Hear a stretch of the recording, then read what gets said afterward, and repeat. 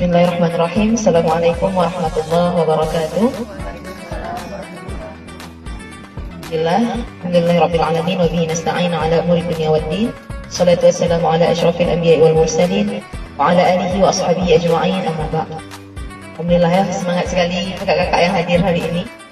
Insyaallah, perkenalkan nama saya Cut Rahma Rizki.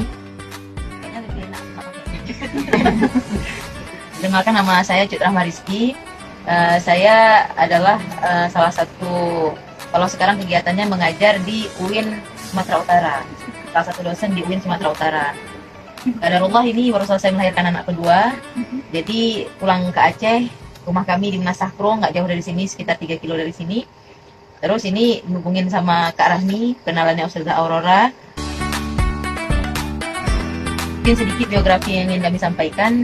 Kami menempuh kegiatan di salah satu pesantren di Banda Aceh selama 6 tahun.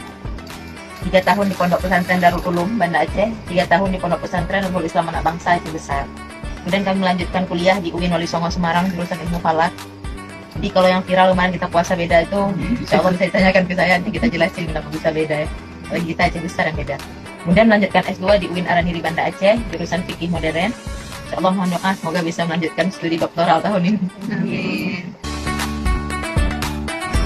Jadi, saya pernah belajar tahsin dengan beberapa guru kami. Salah satunya adalah Ustadz Fadlur Ridha. Beliau adalah tamatan dari Al-Azhar Mesir. Beliau mengambil sanad dari Syekh Abdul Qadir Al-Jailani yang insya Allah beliau akan mengisi di LAN RI yang ada di Batoh tanggal 6 besok hari Kamis. Nah, jadi tahsin di situ sama Syekh Abdul Qadir dan akan diberikan sanad bagi peserta yang hadir, tapi berita buruknya sudah full book. Jadi udah bisa masuk lagi kita yang belum daftar. Nah, salah satu guru kami lagi ada Syekh Abdurrahman Mu'anis Al-Laiti. Beliau adalah guru Al-Quran dari Mesir yang sekarang menetap di Malaysia. Beliau mengajarkan tahsin kepada rata-rata guru-guru kita di Aceh, itu beliau yang ngajarin. Beliau ada tempat belajar juga di Lamnyong, Al-Laiti Academy.